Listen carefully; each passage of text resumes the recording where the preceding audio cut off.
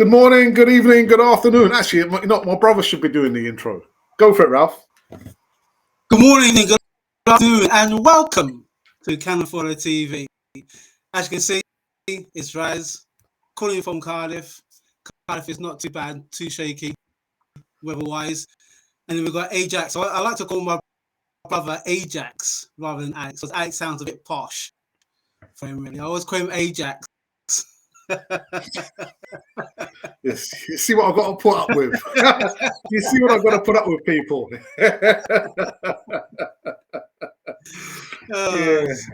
Yeah. Welcome back. Actually, Monday evening show, and because there's more important things to be doing in life than podcasting, we try and take all the opportunities that we can to be live together on the channel. A big shout out to In the North Bank, Paul and Richard yesterday for the big Sunday show. It was a really good show they did yesterday. I don't think my brother watched the majority of it, but it was really good. I'm gonna catch up. There you go. So if you're just watching and thinking, what? Big Sunday show, check it out on the platform. But we're here, we're live on a Monday evening. We've got 3 parts of a whole. We're gonna be talking about Emile Smith Rowe, Raul Sanyehi, some comments about the manager, and the North London Derby. The North London Derby, my brother will be talking about that. See you guys on the other side of this music intro.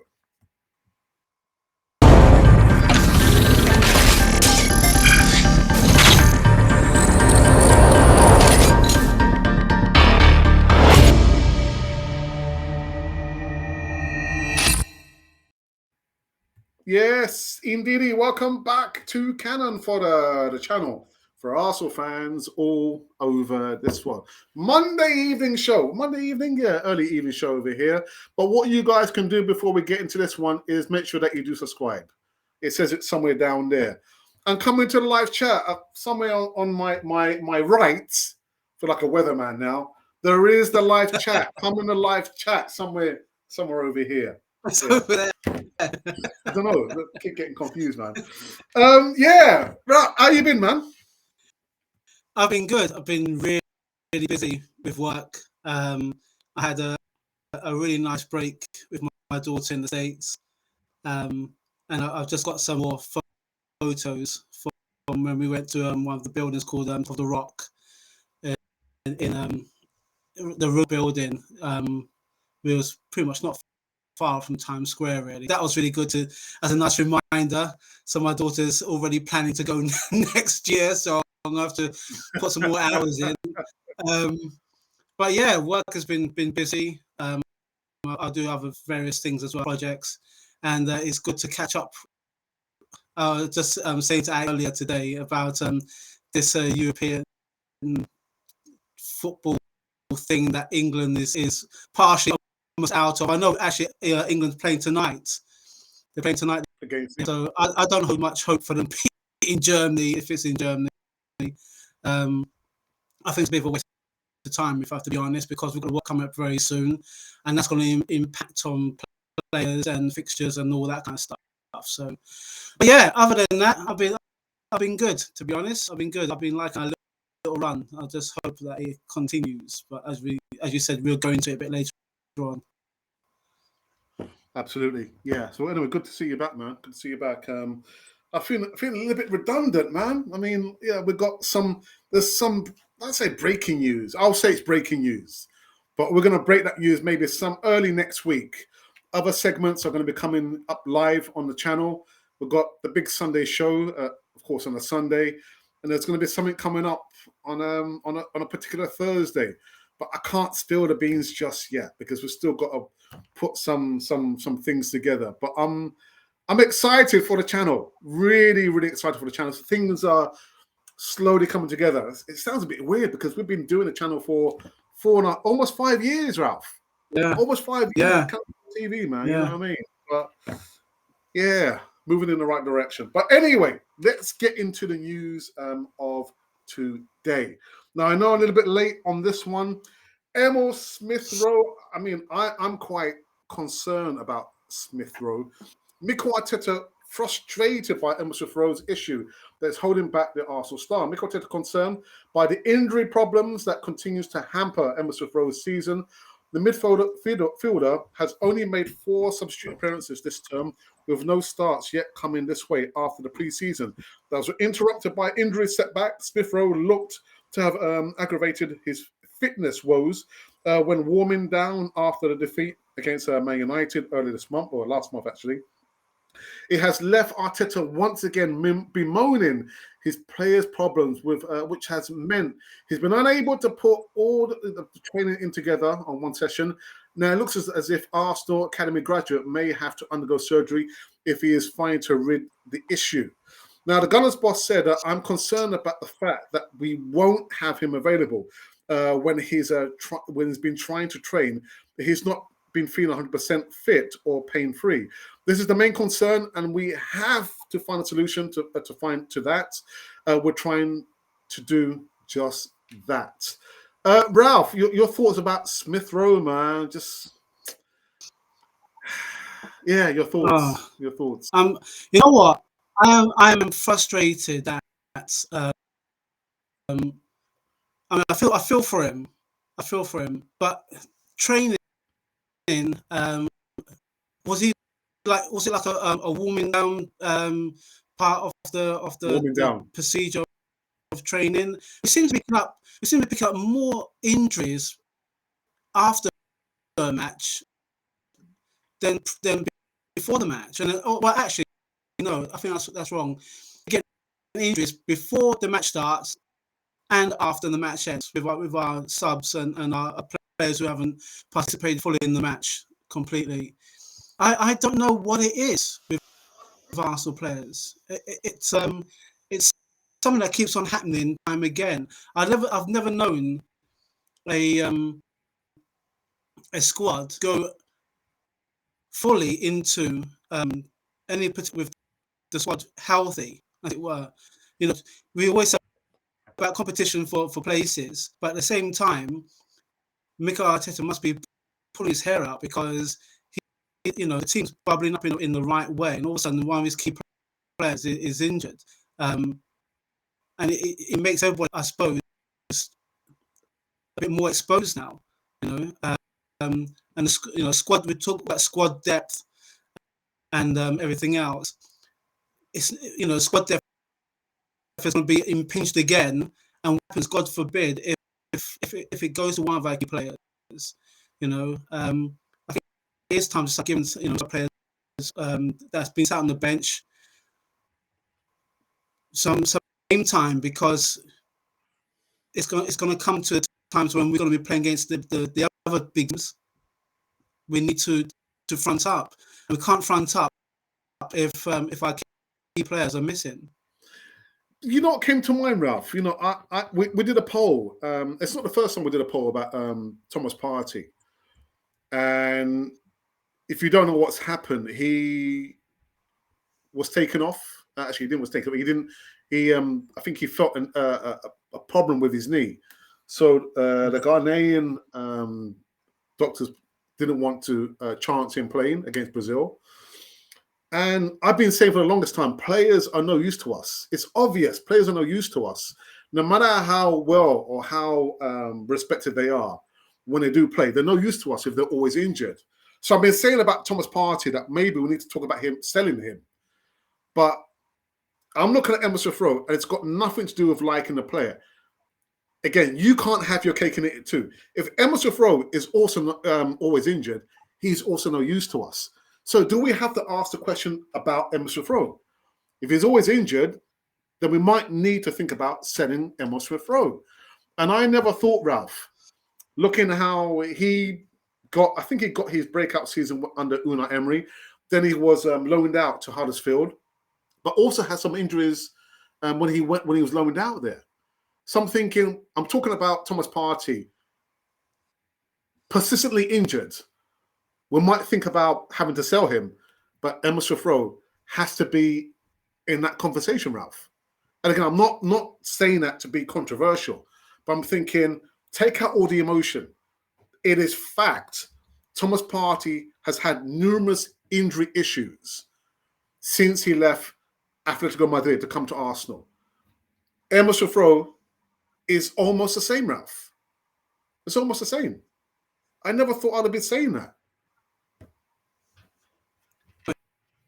There's a thing about what we always mention about protecting our youngsters. If we remember a couple of seasons back on this channel, we said, players are coming in, they're high-end products as well. And I said that how when I saw Emile Smith Rowe playing, without no shin pads, it looks like his socks are rolled down. And he reminds me of some of the players 70s. And I was thinking, this guy is he was like a breath of fresh air, and then it's coming to that critical point now where I can understand from your viewpoint that, how long is too long before you start having to think about, potentially selling him. I don't want to go along that kind of route. But when you was talking, it reminded me of two other players that Arsenal kind of kept with for the longest time. One is Jack Wilshere, of course, and the other one was Van Persie. And Van Persie, he was injured going towards the critical period of the team's phase, but we still kept faith in him until he decided to go and do one and join Man United, and then he won the Premiership with them. I'll never forget when he did say it was his dream. Now, boyhood dream to join Man United or boyhood dream to win the Premiership, I'm unclear. But when the player says that, and you've invested so much time into him, it kind of leaves a sour taste. But I still see some of the goals, and I still get excited when some goals that he scored. But then we've got another guy, Jack Wilshere, and Santiago Zola. There you go. There's top three. Santiago Zola. Where would we be if Santiago Zola was injured at the times when we needed him? Jack Wilshere, the same. He wasn't protected going into tackles. I remember Eltel actually on the channel. He said that how what we need somebody who can protect Jack Wilshere, because he plays with that kind of freedom, but he needs to be protected. And to me, he's a talent gone too soon. Now he's doing his watching badge and everything else. It's good that the way that he talks to the Arsenal youngsters and gives them that kind of motivated speech to tell them, and how to act and everything. But the kickback is that those players could have had really good players if we protected them. And with Thomas Partey, it's a different pace. The Spanish league to us. I keep saying this. We are 150 miles an hour. For all the flares, for all the flair and the excitement that the Premiership offers, it is hard going. And some of the players from abroad, they may not be, but in Arsenal's case, they're not used to it. And we found there's more medical history. I think, actually, we can probably fill a medical history journal for all players that ever came to us. I think we had one time as a player, we repurchased. You know what I mean? Look at how the injury has impacted Arsenal within the last 50 years. It's a disaster. It really is a disaster. I don't know where we're going to go. I can understand from your view, can understand from maybe other fans that think, hang a minute now, you know what? We've been down this road before. Where's the cutoff? Where's the cutoff? Yeah. Well, someone's just asked a question about Emile Smith Rowe. What's his status? So what I quickly did, I've just brought up, these are all his injury issues. Over the course of his career at Arsenal. So you can see 2018-19 season, bruised rib, which kept him out for 6 days. Again, 2018-19, a groin strain, 89 days. So he missed 6 games in that season. So that's 24 games in total in that one season. And then abductor problems, 2 days. Then the following season, groin injury kept him out for 2 days. Two games, and then another issue. 2019-20 season, a head injury. Actually, I remember that. I think that was wasn't a Europa League game, and I think Unai Emery was still the manager at that point. I missed 8 days and 2 games. Shoulder injury last season kept him out 43 days. He missed 8 games, Ralph. And then, last season, a knock, which kept him out for 1 day, and he didn't miss any matches for that.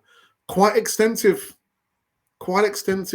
injury record there. You know, it's heartbreaking, but you've got to. I mean, there can be no room for sentiment, Ralph, because at the end of the day, it's results-based business, isn't it? And whoever can't do the job for whatever reason will get somebody else who can do the job on a consistent basis. I mean, you talk about Santi Cazorla. Was it last week? Someone put up on Twitter his highlights. I was thinking, Santi Cazorla, the little magician, Ralph. Wilshire, little magician, but needed protection. Injuries like nobody's business.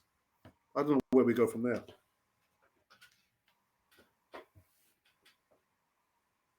So what you're saying? What are you saying? Are you saying to get rid? What I'm saying is that we have to look seriously, at the training regime. Something is going on. Whether it's, we've spoken about this before. Is it the pitch? Is it the training regime that we have that's literally, flaring up and affecting the players that we have?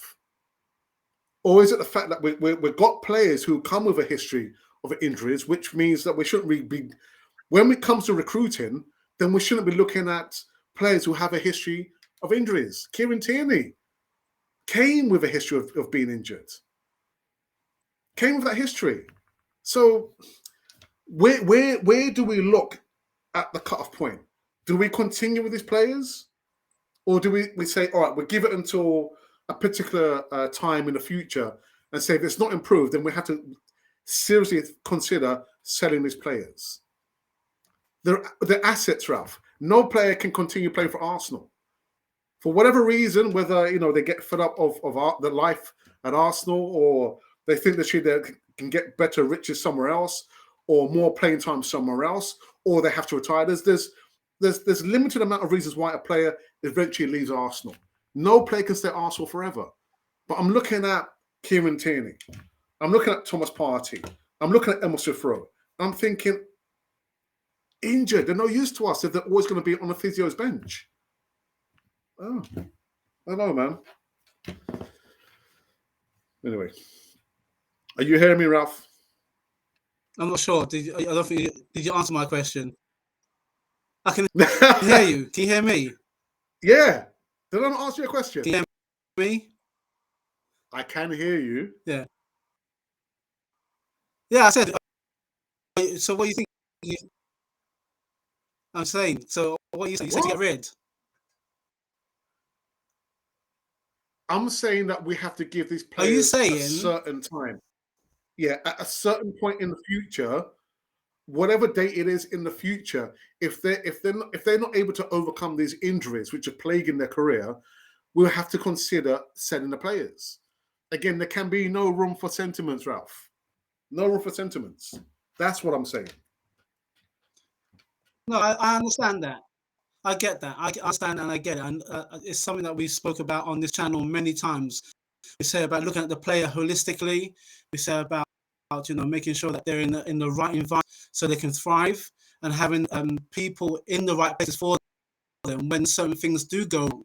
Because there's nothing worse than a player wanting to play but can't because he's injured or he's suspended or whatever the situation is with his contracts or whatever.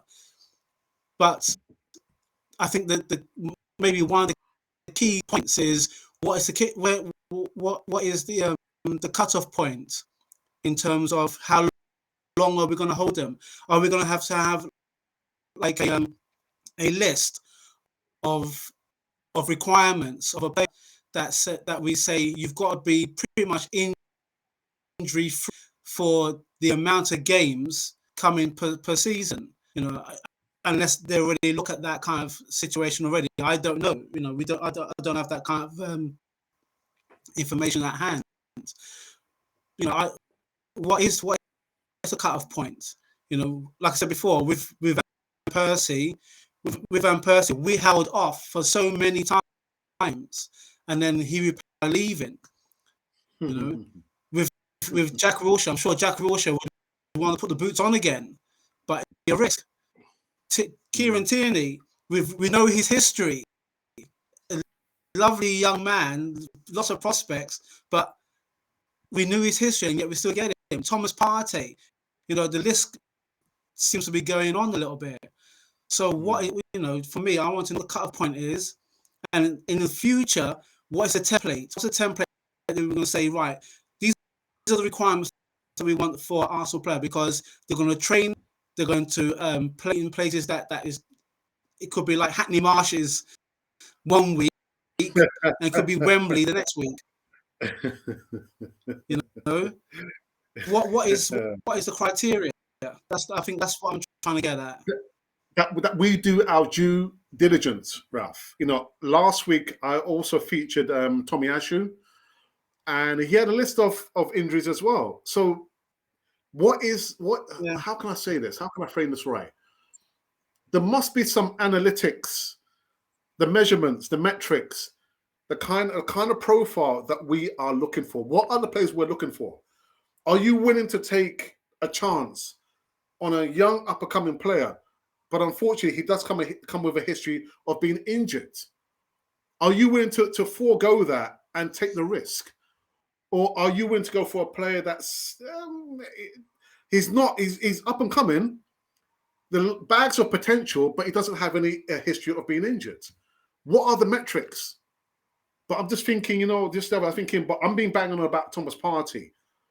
No use to us. He plays really good at beating the press, good at spreading the ball over the pitch across the midfield. But he doesn't do that when he's injured. You can't do that. It's impossible. If a player's injured on the fielders bench, he's not playing.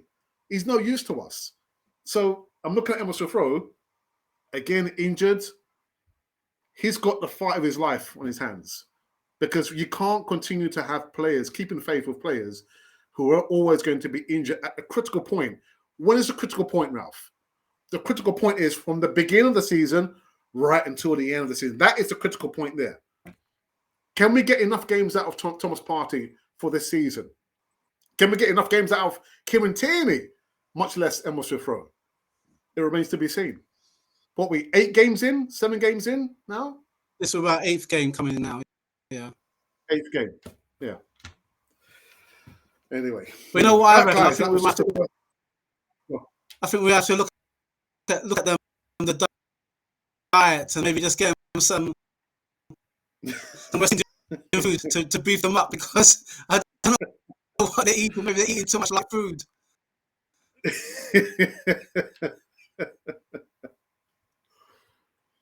All right. Listen, let's go into the second segment. Just the first segment. The second segment, some comments from Raul Sanyehi. You remember him? He left under a cloud. Yeah, Raul Sanyehi has revealed mistake Arsenal have made with Mikel Arteta. I'm thinking, oh my goodness. Former Arsenal head of football, Raul Sanyehi, says the club have made a mistake in changing Mikel Arteta's role at the Emirates to the manager. The Spaniard, who left the Gunners shortly after Arteta's appointment in December 2019, with the club choosing to discard of Sanyehi during the pandemic. But he was instrumental in Arteta's appointment as a head coach to replace Unai Emery. An appointment was part of a new setup at the club that Raul Sanyehi had been working hard over the last 18 months. He wanted a new forward-thinking setup that allowed a head coach to focus primarily on the first team, an academy coach in Per Mertesacker, a director of football in Edu, and himself as head of football operations. Now, Arteta was made manager, which gave him more influence over the direction of the club and decisions made across the board, rather than just control the first team. But Sanyehi says that it was a mistake and the decision betrayed the club's model.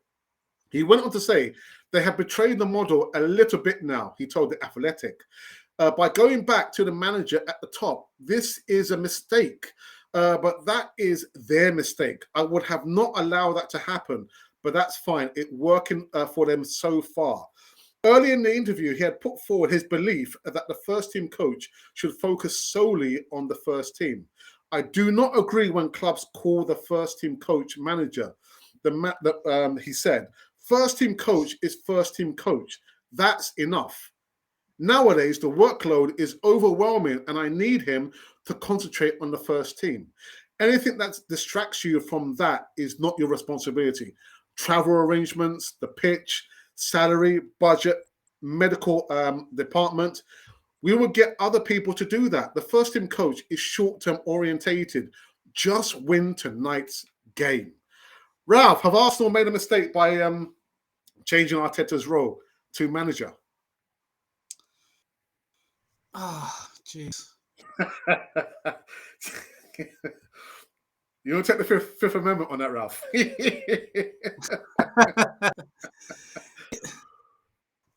Do you know what I'll say, Ralph?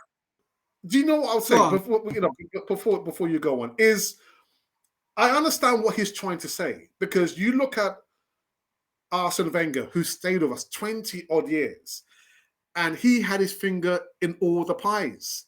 And you didn't want us or Arsenal to make the same mistake by having one person controlling everything, every aspect of running a club. So I understand what Raul was trying to say there. You got a coach, just focus on the players. Win the game come Saturday, Monday, Thursday, whatever. You don't need to deal with the recruitment. You don't need to deal with the travel arrangements. We've got someone who can do it. So I understand what Raul was trying to say there, Ralph. But yeah, your thoughts. What's your thoughts, man? Okay, so if we're going to go historically to how clubs were run, you have your manager, you have your owner, and then you got your board, and they will probably sit in a room, smoke-filled room, say, we want this manager to do this. The manager will have a number two, and the club will have some scouts. Everyone had a role. And then when you potentially have a maverick manager that can do maybe 2 or 3 roles to save the club money because he's effective at what he does, then the club turns to that kind of model until they have a lot more money and they say, actually, we can see that maybe you've been a manager, you're taking on too much. So let's take the hassle off your shoulders. You just manage your team. We'll do the recruitment. You have the manager loses his number 2 because his number 2 won't unmatch because he knows the model, and he may be better than the manager that he was under previous. And he may have a whole team of people. He have physios, he have specialists, he have medicals, psychologists, all sorts. The game has gone, in essence, so diverse to a player playing to the player having X amount of people around him, the manager having a number 2, then all of a sudden he's got X amount of experts, because depending on his let's say ego, he can't see everything. He may think he can see everything, but as we're saying, it's good to have a number 2 because you need someone to hold you accountable. And if that works, the owner is all for it. If it doesn't work, the owner will be the first one to pull the plug. So whatever Raul Cigneri's been saying, I guess he is kind of right. But I think he's kind of wrong as well, because I don't know if the guy still got a beef with Arsenal.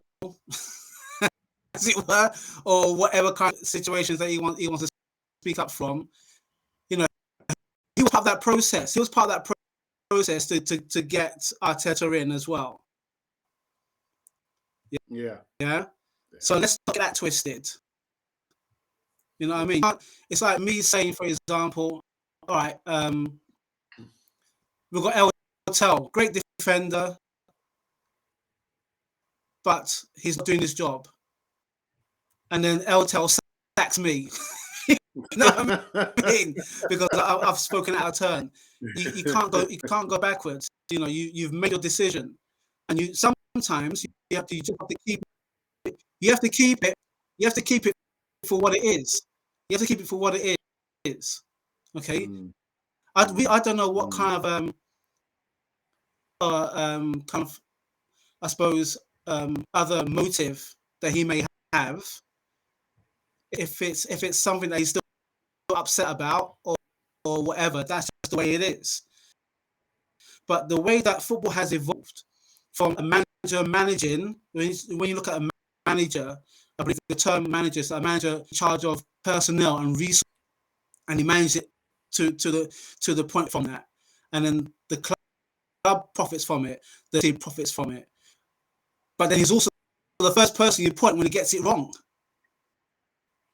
But Ralph, I think it works. Football has evolved so much. The managerial position has evolved so much. It is what it is.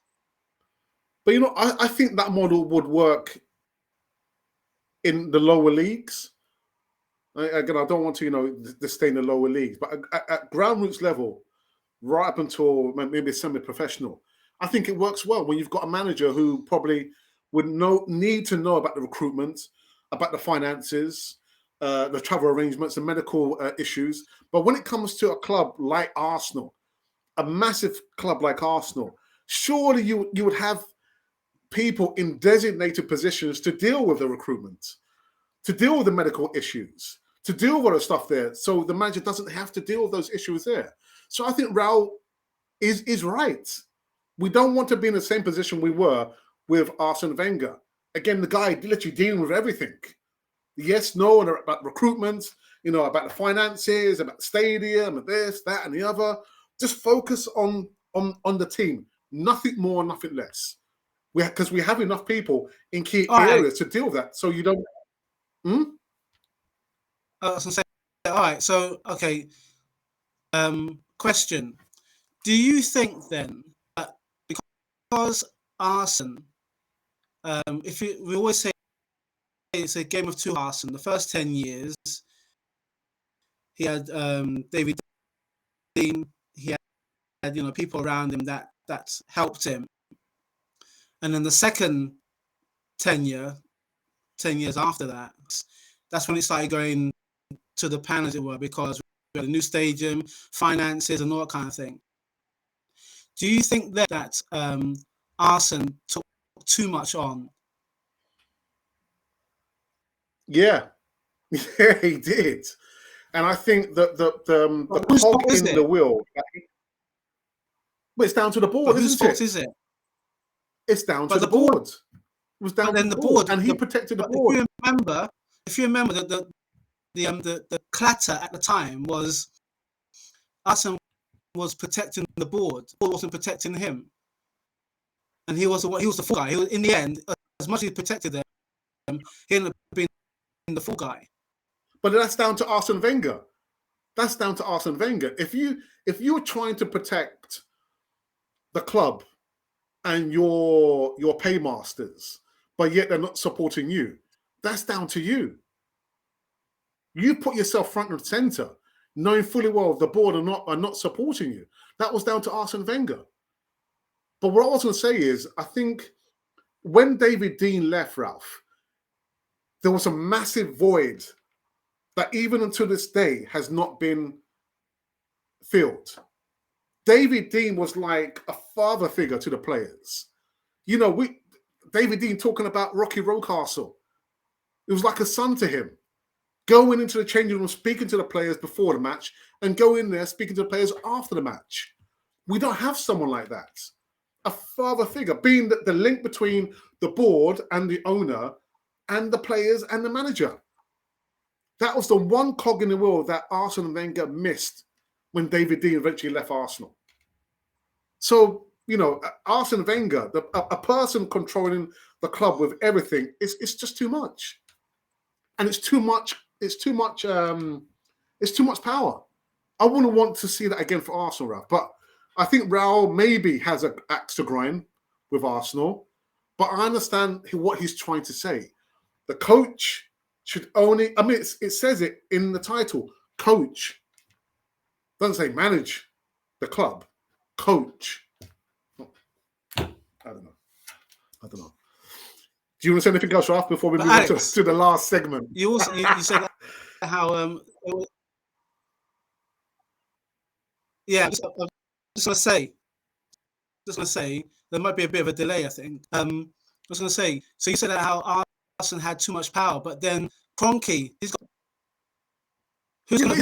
owns the club, hold him accountable. He owns the club. 100%. Kroenke, he could invariably run the club down to the ground. Who's going to say to him? Of course he could. Stand up and say to him. Who's going to stand up and say to him, "Hang on"? Like, it could be his son, although I doubt it. I think that's that kind of shit. We don't know about that. But who's going to be close enough to him to say, "Hang on a minute now, what your decisions are wrong"? It go the same way. Nobody. But Ralph, it's not comparable.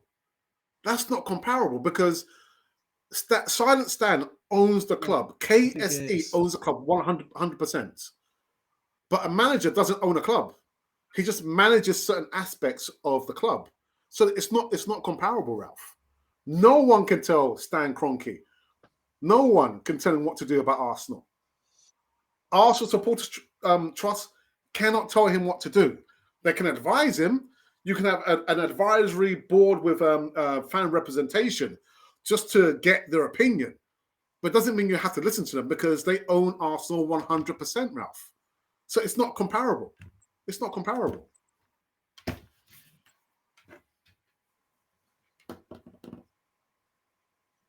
that answer your question? No.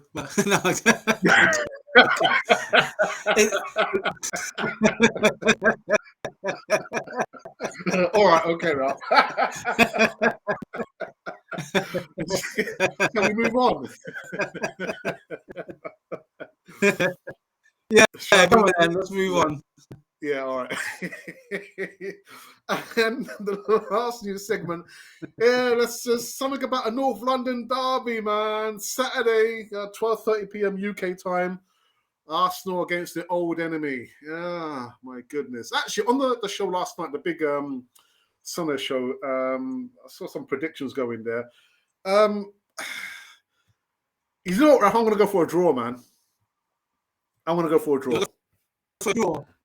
Yeah, 2-2 draw, man. 2-2. 2-2. Yeah. Oh, Ralph's thinking about it now. Oh,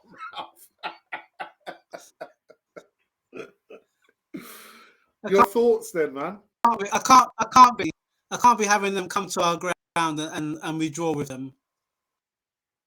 Yeah, I'm not saying I want to draw. Yeah, go on. No, I know. I hate to admit it. I hate to admit this.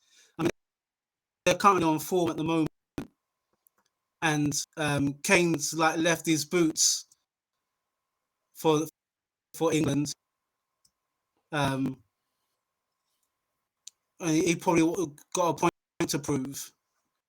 If I want to keep him, I want us to keep him and Son quiet. I want us to keep all of them quiet. To be honest, I want them to just show up and just roll over. That's what I want. But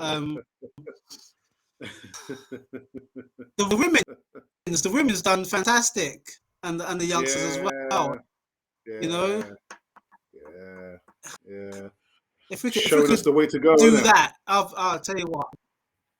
Yeah. Yeah. All right. Well, You know what? for my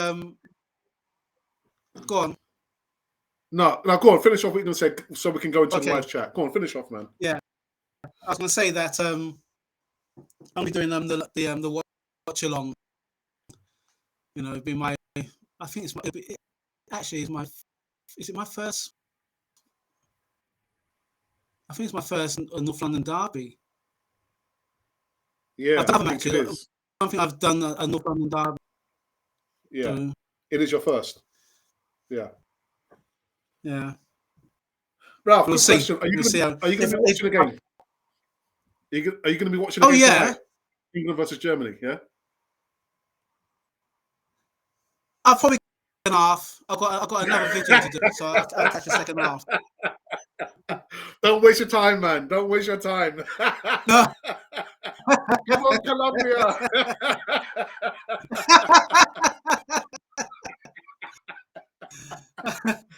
Qualify for the World Cup. Nah, behave, man. Behave yourself. No, I've been serious. I've been serious. No, we I'm going to haven't. qualify. No. So who you going to support next then? France, man. France. And then Holland. That's not a bad shout, actually. And then Spain.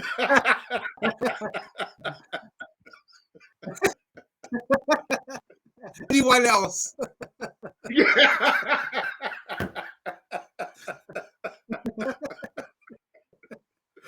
Oh dear. Ralph, let's go into the live chat, man. Let's go into the live chat.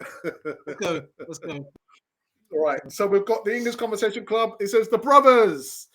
English Conversation Club. Thank you for the donation. £50 donation yesterday on the big Sunday show. So thank you for that.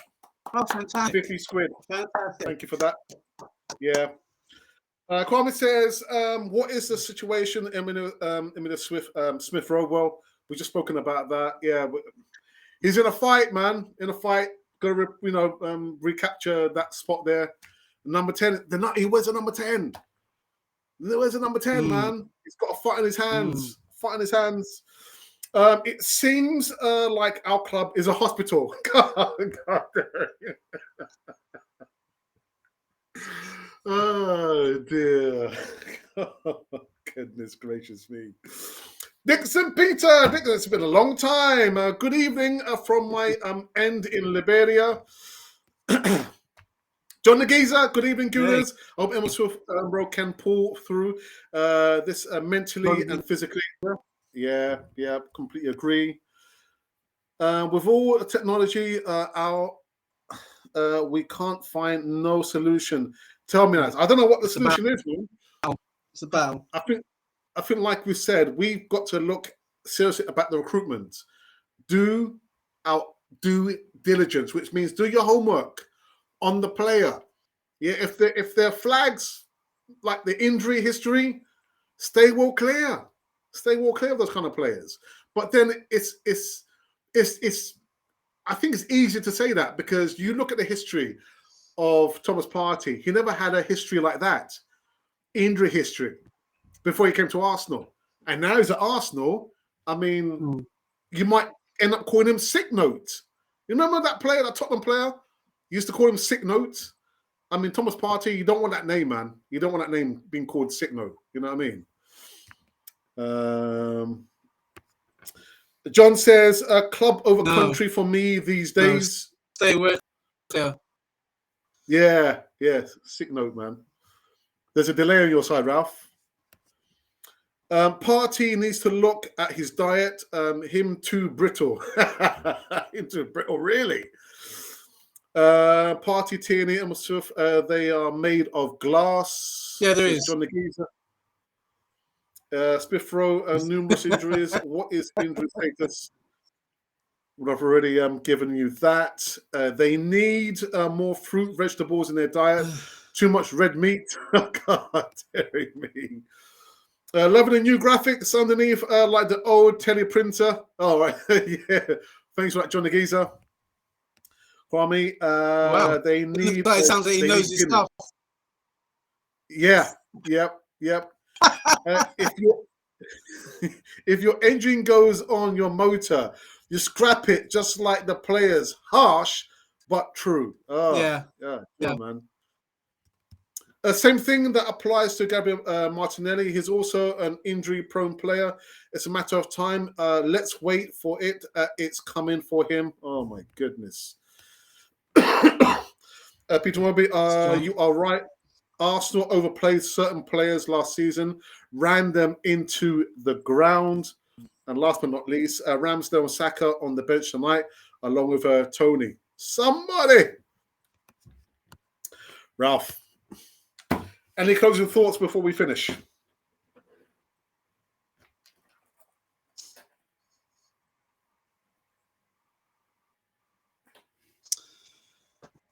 Well, first and foremost, like I said, I'll be doing the watch along for my sins, as it were. It's going to be a massive match, and we're going to it. Fingers crossed, touch wood.